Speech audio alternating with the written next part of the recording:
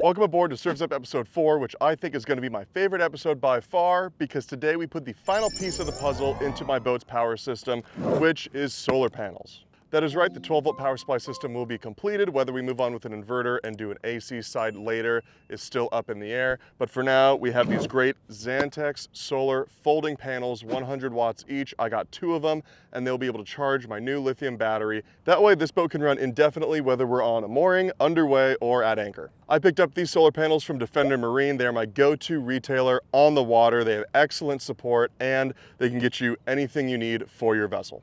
I also picked up a couple universal miscellaneous parts, like some solar cables. So without further ado, let's go ahead and get these solar panels unboxed. I have my fingers crossed that this might be one of my easier videos, but stay tuned to the end because I'm gonna show you guys all the power that these things make on my Victron display, as well as go over a couple projects I recently did to the boat at the shipyard that I wasn't able to film. So let's go ahead and open this up, check it out, and see if I have everything I need to complete this project. As I pull this thing out of the box, you can see pretty much immediately why I chose these Xantrex solar panels. It's because they come folded up in this little briefcase with a canvas cover over them. This is perfect for my boat because when I'm not underway, I can have them laid out on the bow or up on the bimini up here when I'm anchored. But when I am underway, I can fold them up and put them away so I won't lose them. If we turn the solar panel briefcase around right here, we'll find that it even has its own attached little pouch. If we open it up, we will find its own LCD charge controller. Along with the charge controller, we'll find a couple different cable options, as well as the cable we will need to connect the solar panels to our charger. As I already have a DC to DC charger for my lithium battery, if you want to check that out, you can go watch episode 2 and 3. As my DC to DC charger already has a solar charge controller, I won't be using this. Because of that, I went ahead and bought some other battery connections to help me with this project. This includes some extra cable to get to the batteries themselves, then a little through hole to get to the exterior of the vessel, some exterior vessel cable, and then this nice little Y bracket here so that I can connect 2 solar panels to my 1 charger setup.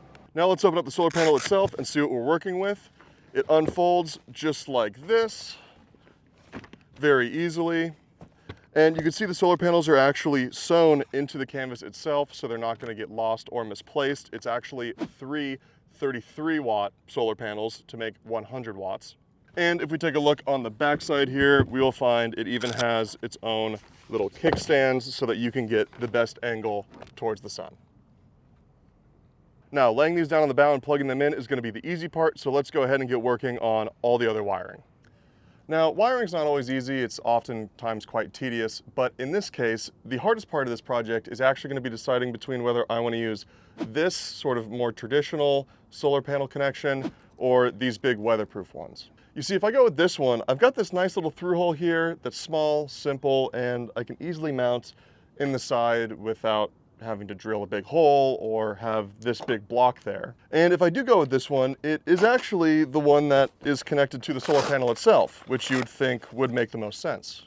However, on the larger waterproof connection side, I have this large cable that's made for the exterior. The connections have O-rings and I think are much harder to accidentally pull out. And I also have that Y that I showed you earlier so that I can connect 2 to 1. And thankfully, I do have just enough extra connections to rewire the solar panel to this tile. So with that, I think my decision's made, and I'm actually going to have to alter the Xantrex solar panel connection so that it accepts one of these and go with the bigger, larger kind of connection, even though, you know, it's still only these 2 small wires coming out the back of it. So the first thing I'm going to do is go ahead and modify these Xantrex solar panels so that they can take the other connection type that I'm going to go ahead and use.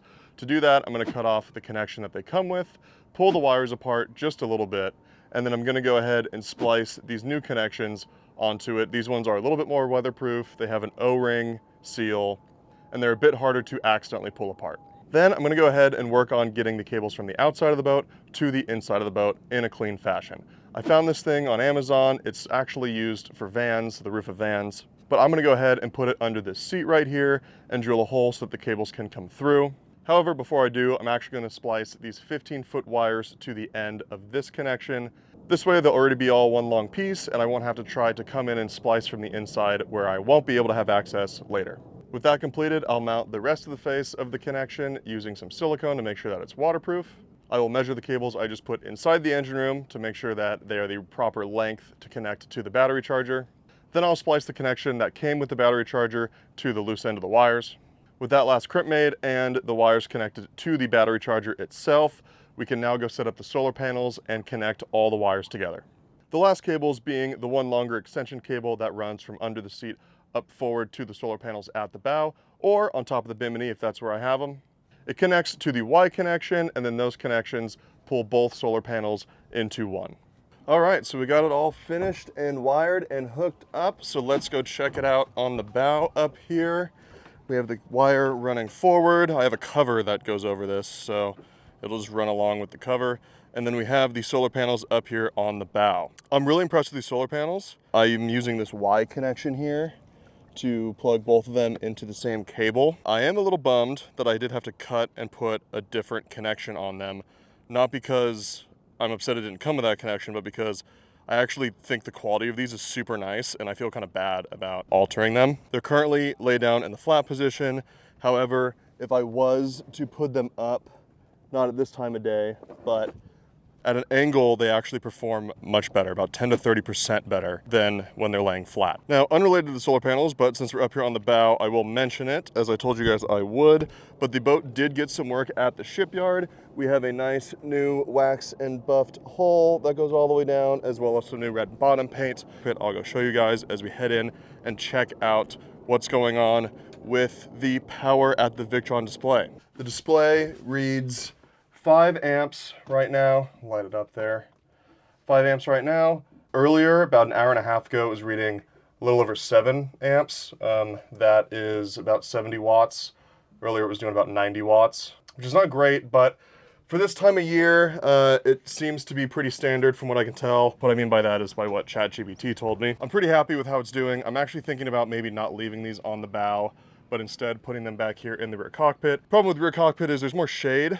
Even when this bimini is back, there's still more shade. However, I do kind of think that I would be less worried about them being damaged or lost if I left them back there due to weather, sea lions, or just even passerbys, you name it. So we'll see if they end up staying up here. I will say though, that this control unit, I don't have a use for it, but I will say I do really like it. It does have a temperature sensor. It has the in for the solar panel controls here, out for the battery here, and I believe this might even be a light setup there. And then it comes with 2 USB ports. It's a shame I'm not using it.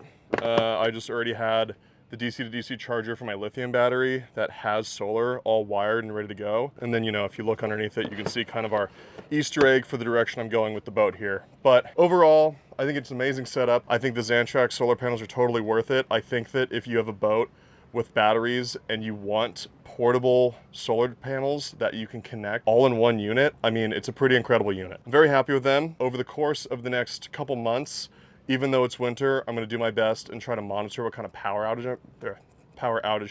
usage I'm getting from these solar panels, maybe even get a third one. Feel like I could really use a third one already. But thank you for watching. Be sure to check out the rest of the series. These solar panels complete the DC setup I have here on this boat. But the boat's never going to be completed. You can see all the projects by hitting that subscribe button. Thank you again to Defender Marine for providing me with these solar panels. They are amazing and I cannot wait to continue to use them, and smooth sailing.